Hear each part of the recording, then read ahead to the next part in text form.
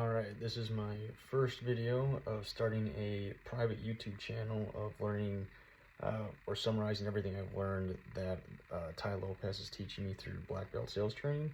And he just did a video on the Intelligent Investor, which is a really good book by Benjamin Graham that pretty much has 6 key takeaways that I learned from this. And those would be, the first one is everyone has a level of competence, and there's a circle of competence, right? So you want to stay inside that circle, right? You don't want to be, like, if you're super smart if you know a lot about bubblegum, don't go try, we're investing in companies about trains. It doesn't make any sense outside of that. Stay within your bubble, stay in candy, right? The next thing would be know who to invest in, right? As in, like, the people that are in it. So the managers, the actual owners, the CEOs, whoever's running the day-to-day, as long as they're doing a good job.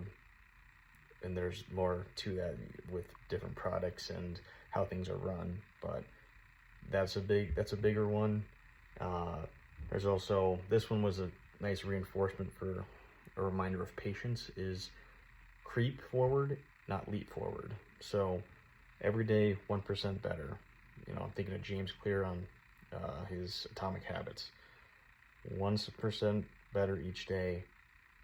We get that base knowledge, we get adequate knowledge, which makes us have trusted judgments, which makes us courageous to take a bunch of big actions and know exactly and trust ourselves.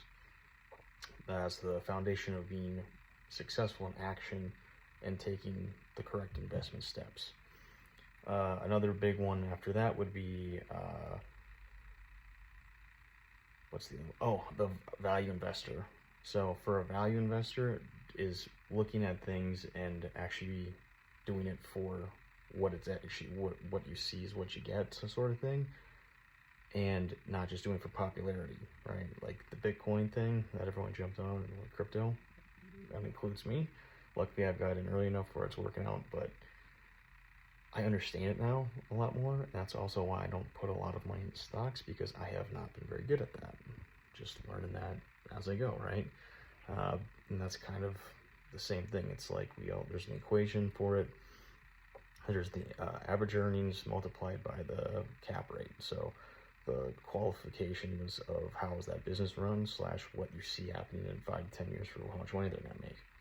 You can justify everything about to 1 to 10 on a 1 to 10 scale, multiply that together, and you want it to be over an 80. That's what Ty told us, and that's pretty hard to get to, but that means once you find it, that's a good thing to invest in. Then the last thing is this is the easiest and biggest takeaway, is a margin of safety. Margin of safety is pretty much insurance.